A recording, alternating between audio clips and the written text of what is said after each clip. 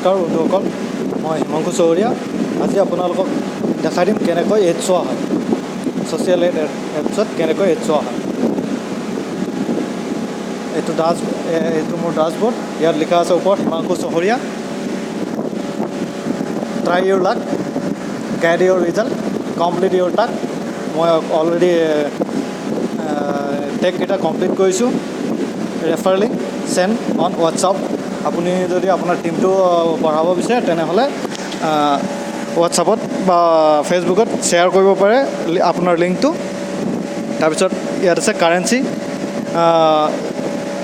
US dollar 1ত Indian 60 rupees. Sponsor ID today status. আপোনালোকে এবাৰ লক্ষ্য কৰিব, এইটো টুডে এড ষ্টেটাছ পেণ্ডিং। মই এতিয়ালৈ আজি এডটো চোৱা নাই। মাই টোটেল টিম, ইয়াত ভিউ মাৰিলে মোৰ টিমটো কিমান আছে ওলাই যাব। টুডে মাই টোটেল ইয়াৰ্নিং, মোৰ বৰ্তমানলৈ মই আয় কৰিছোঁ $2.5500। Current balance 2.55। এতিয়া আপোনালোকক দেখাইছোঁ, আপোনালোকে আকৌ এবাৰ চাওক। 2.55 মোৰ টোটেল ইয়াৰ্নিং এতিয়ালৈ 2.55। যদি আজি মই মোৰ এডকেইটা চাওঁ, তাৰ কাৰণে আপোনাৰ দুটা থিম আছে। দুটা থিমৰ জৰিয়তে আপুনি আপোনাৰ এডকেইটা চাব পাৰে। এটা হৈছে মাই এড।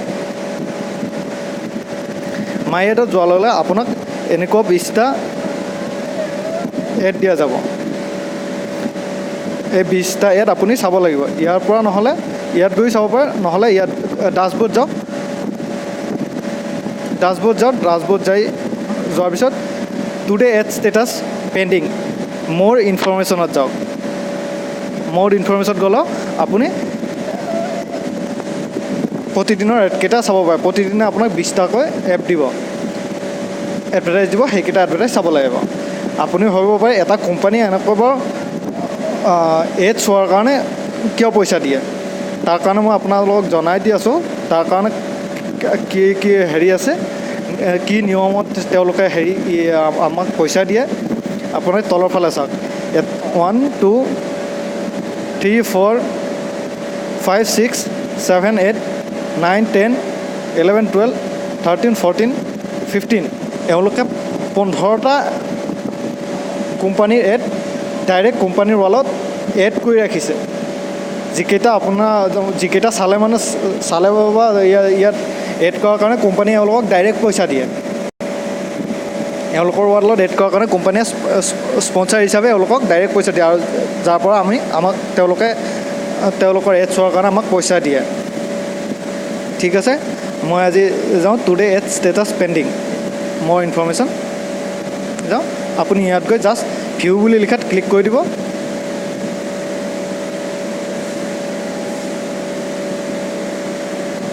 অ'কে, আপুনি ভিতৰত গৈ একো কৰিব নালাগে, জাষ্ট বেক কৰক। ইয়াত চেণ্ড দেখাইছে, অৰ্থাৎ আপুনি প্ৰথম এডভাৰটাইজমেণ্টটো চালে।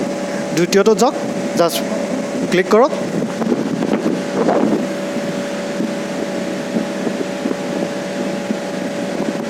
হট নিউজ, এনেকুৱা বহুত নিউজ দিব পাৰে। হয়তো তেওঁলোকে এডভাৰটাইজমেণ্ট যিকোনো এডভাৰটাইজমেণ্ট কৰিব পাৰে, তাৰ প্ৰতি আমাৰ লক্ষ্য নাই। কিন্তু মই 2 নম্বৰটো চাই ল'লোঁ। এতিয়া চেণ্ড দেখাইছে, তেনেকৈ 3 নম্বৰটো চাওঁ। ইয়াত ফ্লিপকাৰ্টৰ এটা এডভাৰটাইজমেণ্ট ৰাখিছে, অৰ্থাৎ ফ্লিপকাৰ্টৰ পৰাও এই কোম্পানীয়ে পইচা লাভ কৰে। হয়তো যদি আমি কোনোবা ইয়াত গৈ পেলাই বাই কৰোঁ, তাৰ পৰা এটা অংশীদাৰ এই কোম্পানীয়ে লাভ কৰে। 3 নম্বৰটো চাই দিলোঁ। 4 নম্বৰটো তেনেকুৱা আছে।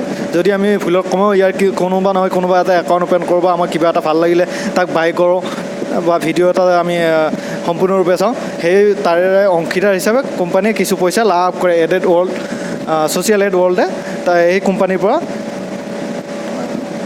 এড শ্ব' কৰাৰ বাবে আৰু পইচা লাভ কৰে। 5 নম্বৰটো চাইছোঁ। ইয়াত www.youtube.com দি আছে, অৰ্থাৎ ইয়াত এটা ভিডিঅ' শ্ব' কৰা আছে।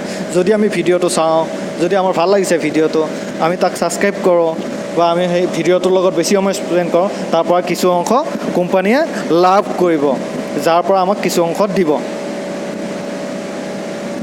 ইয়াতো তেনেকুৱাকৈ আছে। প্ৰত্যেকটো মানে কি আৰু প্ৰত্যেকটো এডভাৰটাইজতে কিবা নহয় কিবা এটা কোম্পানী এডভাৰটাইজ এটা ৰাখি থৈ দিয়ে, যাৰ পৰা কোম্পানীয়ে লাভ কৰে। ইউটিউব চেনেলে হওক বা আন কিবা হেৰিয়ে হওক কিন্তু মানে তেওঁলোকে একোটা এড ৰাখি দিয়ে যিকেইটা চালে কোম্পানীয়ে পইচা লাভ কৰে চাব পাৰোঁ আমি 20টা কমপ্লিট কৰি লওঁ কমপ্লিট কৰাৰ পিছত কি দেখায় আমি চাম ইয়াতো ইউটিউব চেনেল দিয়া আছে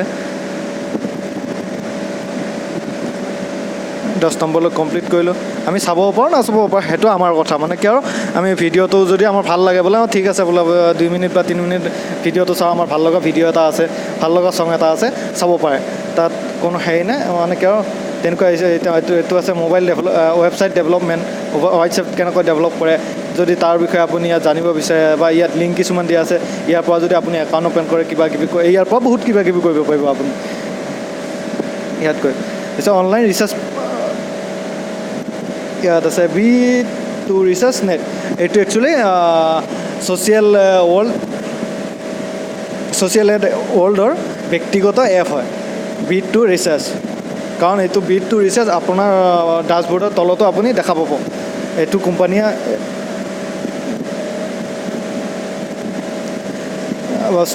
স্পনচাৰ হিচাপে কাম কৰি আছে প্ৰমোট কৰি আছে তাৰ কাৰণে ইয়াক বেছিকৈ মানে B2 ৰিচাৰ্জ সম্পৰ্কীয় বিষয়ে সেই এপটোৰ বিষয়ে বেছিকৈ ৰাখি দিছে ইয়াৰ আপুনি চাব পাৰে নাচাব পাৰে অৰ্থাৎ নুখুলিব হ'ব পাৰে তাৰ প্ৰতি কোনো কিন্তু ইয়াত চেন দেখাইছে আপোনাক ইণ্টাৰ ডিজিটেল টেক্স এইটো চাই দিওঁ ইয়াতো কিবা কিবি লিখা আছে আমি লাৰ্ণ কৰিব পাৰোঁ এপ্লাই কৰিব পাৰোঁ আমি এতিয়ালৈ 15টা চাইছোঁ পেনেল অফ স্কুল অ'কে 16টা চাই দিলোঁ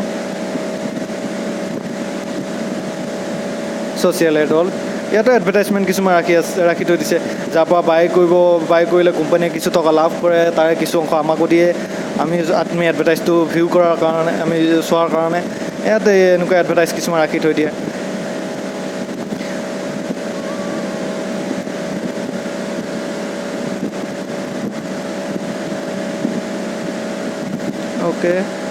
অ'কে এতিয়া আমি লাষ্ট নম্বৰ 20 নম্বৰ ভিডিঅ'টো এডটো চাম এতিয়া 20 নম্বৰ এডটো আমি চালোঁ চাই আমাৰ এতিয়া কি দেখাইছে আহিলোঁ তো এই কমপ্লিটলি আমাক চেণ্ড দেখাইছে চাওক গোটাই নাম্বাৰবিলাকত আমাক য'ত ভিউ লিখা আছিলে তাত চেণ্ড দেখাইছে এতিয়া হওক আমি ডাছবৰ্ডত আপোনাক গৈ কেনে মই মোৰ একাউণ্ট বেলেঞ্চটো দেখাই দিয়া আছোঁ আকৌ কিছু সময় আগতে আপোনালোকে তাত দেখাইছিল $2.5500 অৰ্থাৎ এতিয়া চাওক টুডে এড ষ্টেটাছ চেণ্ড অৰ্থাৎ মই গোটাইকেইটা আজিৰ দিনৰ 20টা এডভাৰটাইজ মই অলৰেডি চালোঁ ইয়াত এতিয়া আপুনি চাওক মাই টোটেল ইয়াৰ্নিং তাত 2.70 মোৰ কিমান আছিলে 2.55 অৰ্থাৎ $0.15 মোক কোম্পানীয়ে মোৰ একাউণ্টত এড কৰি দিছে অলৰেডি অ'কে কাৰেণ্ট বেলেঞ্চ 2.700 এতিয়া আপুনি আপোনাৰ যদি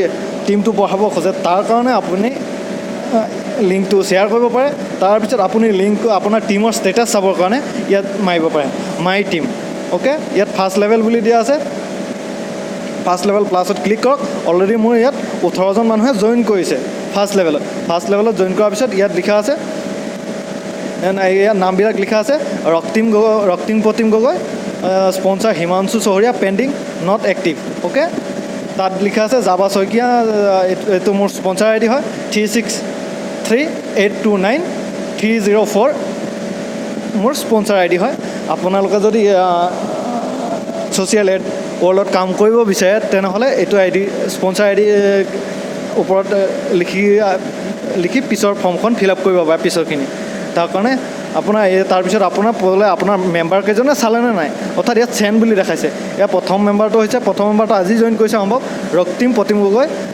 হিমাংশু চহৰীয়া স্পনচাৰ নেম চেণ্ড অৰ্থাৎ তেওঁ এডভাৰটাইজকেইটা চাব পৰা নাই পেণ্ডিং আই ডি ষ্টেটাছ অৰ্থাৎ তেওঁ এতিয়ালৈ আই ডিটো এক্টিভ কৰিব পৰা নাই অৰ্থাৎ তেওঁ 5টা টেক কমপ্লিট কৰা নাই তাৰ কাৰণে ইয়াত নন এক্টিভ দেখাইছে ইয়াত লিখি আছে ইয়াত 2 নম্বৰত আছে যাবা শইকীয়া এওঁ এক্টিভ হৈছে কিন্তু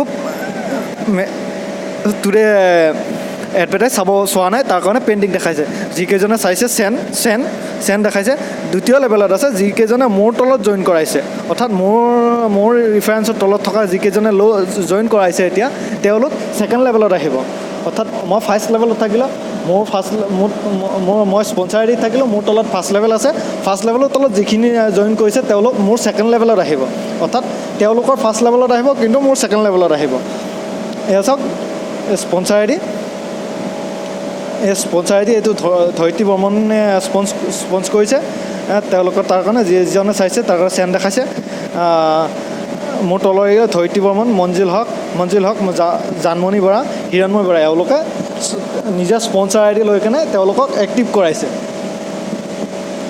অ'কে, তাৰপিছত এতিয়া আপুনি চাওক মাই ৱালেট।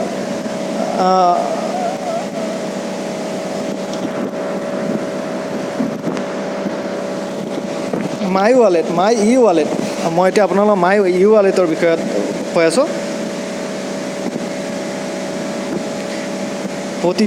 প্ৰতিটো সপ্তাহৰ শনিবাৰে আপোনাৰ ইয়াত যিটো আছে ইয়াত কমপ্লিটলি আপোনাক দেখাব, মানে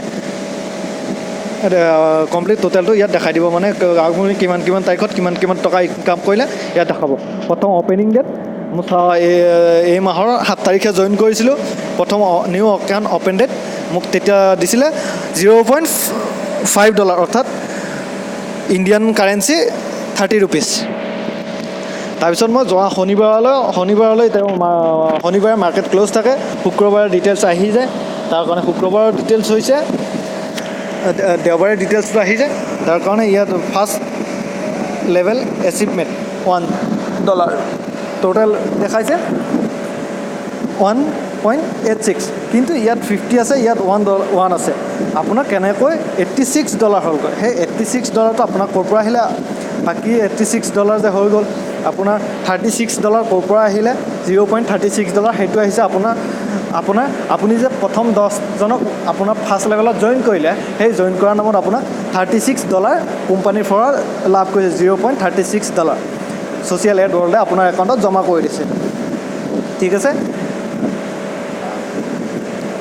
আপুনি প্ৰথম অৱস্থাত মাই একাউণ্ট ই ৱালেটৰ যেতিয়া আপোনাৰ $12 হ'ব, $12 কমপ্লিট হ'ব, আপুনি কম্পালচৰি প্ৰথম কোম্পানীয়ে এডভাৰটাইজ থকা টি-চাৰ্ট বাই কৰিব লাগিব।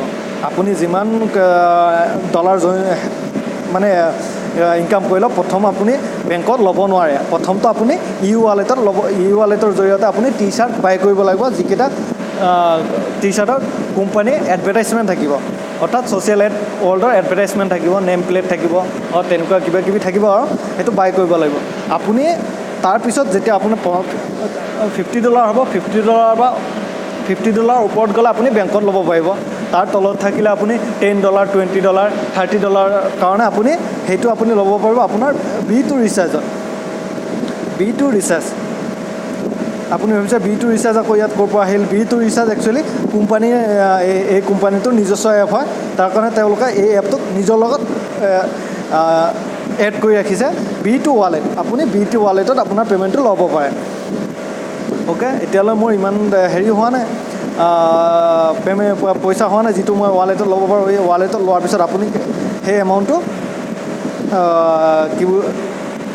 যিকোনো telephone recharge, mobile recharge, dish TV recharge, gas bill, তেনেকুৱা হোটেল বুকিং, ফ্লাইট বুকিং, তেনেকুৱা কামত ইউজ কৰিব পাৰে সেই ৱালেট পইচাটো। ঠিক আছে, আজিলৈ ইমানতে সামৰিছোঁ। আকৌ এটি নতুন ভিডিঅ' লৈ আহিম। আজিলৈ নমস্কাৰ।